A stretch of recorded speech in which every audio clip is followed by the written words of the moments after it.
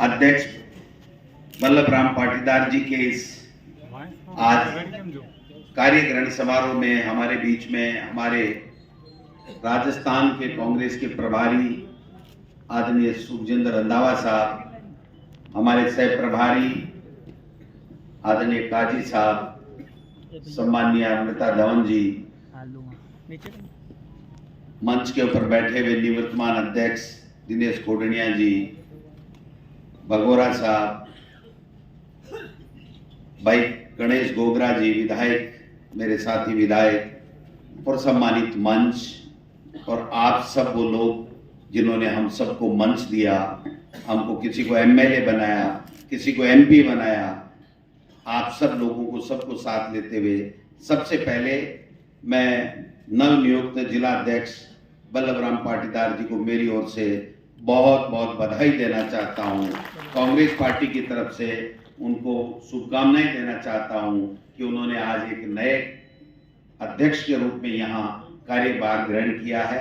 आज का दिन हमारे लिए बहुत ऐतिहासिक है क्योंकि आज ही के दिन सत्य जीता है, लोकतंत्र मजबूत हुआ है, हिंदुस्तान के शेर हमारे नेता राहुल गांधी जी की सदस्यता जो साजिश से खत्म कर दी गई थी वो बहाल हुई है।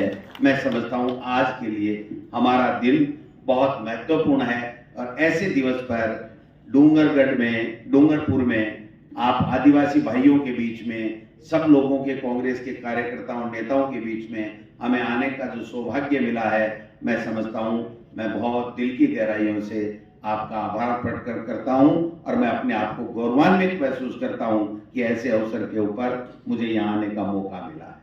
मैं लंबे चौड़े भाषण नहीं दूंगा, सिर्फ और सिर्फ 2-3 बातें कहूंगा। सीपी जोशी हो, राजेंद्र राठौड़ हो, चाहे बीजेपी का कोई नेता हो, उनको तो हम निपट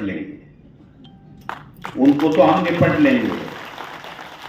9 साल में मोदी जी ने जो वादे किए एक भी पूरा नहीं किया, उसका बखान भी हम कर देंगे।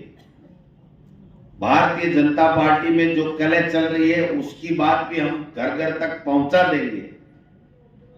और राहुल गांधी जी ने 4000 किलोमीटर यात्रा करके जो देश और दुनिया में जो साबित कर दिया कि देश की आवाज बन करके मैं किसी से डरूंगा नहीं, घबराऊंगा नहीं, ये बात भी कोने कोने तक पहुंच चुकी है।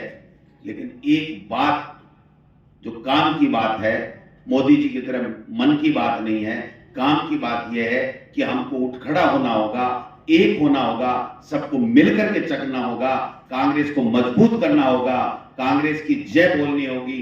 और अगर ये सब काम हम कर लेंगे तो 4 में से 4 सीटें 100% आएंगी, इसको कोई रोक नहीं सकता।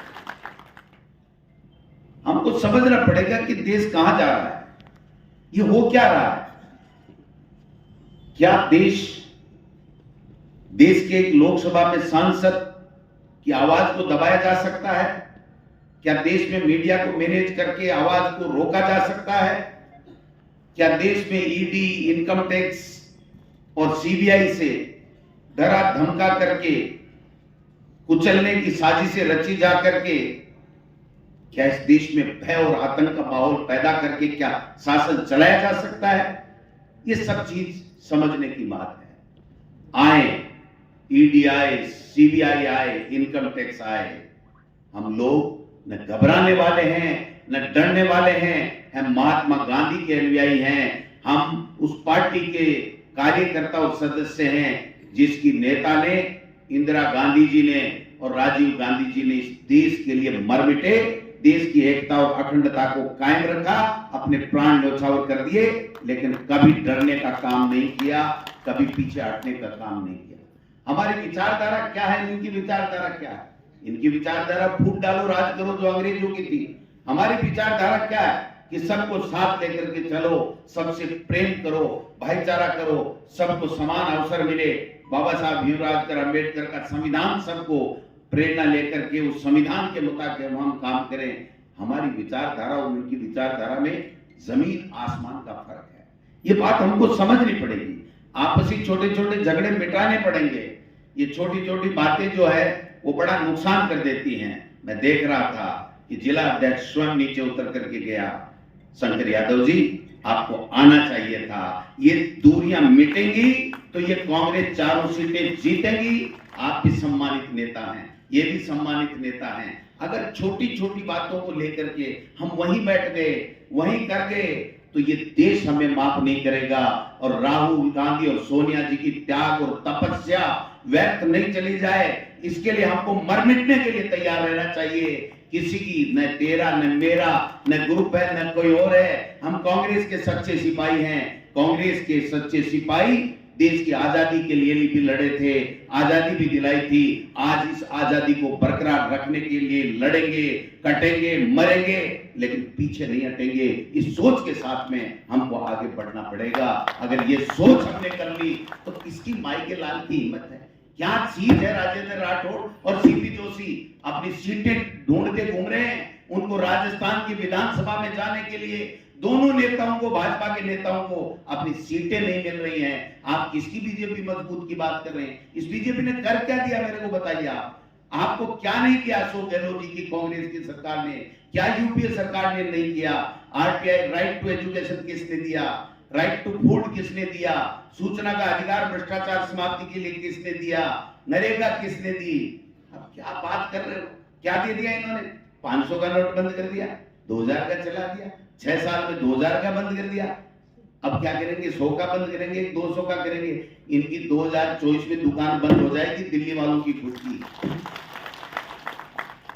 लड़ना पड़ेगा, मजबूती के साथ आना पड़ेगा।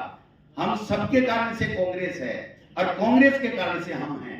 अगर हमने आपस में ये ठान लिया ये मेरा नहीं है, ये इस ग्रुप का है, ये इस नेता का खास है, ये कर रहा है, वो खोडनिया जी आगे कर रहे हैं, वो पीछे कर रहे हैं, वो प्रेम पेटीदार क्या कर रहा है, वो हमारे दूसरे नेता क्या कर रहे हैं, छोड़ दीजिए ना।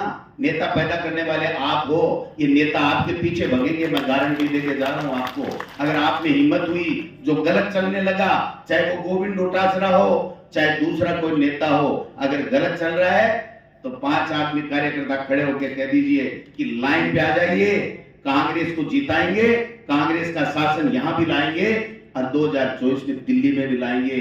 ये जिस दिन कार्यकर्ता की कुवत होगी, जिस दिन ये हिम्मत आपने जुटा ली, जिस दिन ये हौसला आप में आ गया, मैं गारंटी शुदा कह सकता हूं कि ये डूंगरपुर की धरती, बागड़ की धरती से कांग्रेस की यात्रा निकलेगी, विजय यात्रा निकलेगी और पूरे राजस्थान में हम इतनी धूम मचाएंगे, इतनी शक्ति के साथ दोबारा कांग्रेस की सरकार बनाएंगे जो ये भारतीय जनता पार्टी वाले देखते रह जाएंगे। है क्या इनके पास में?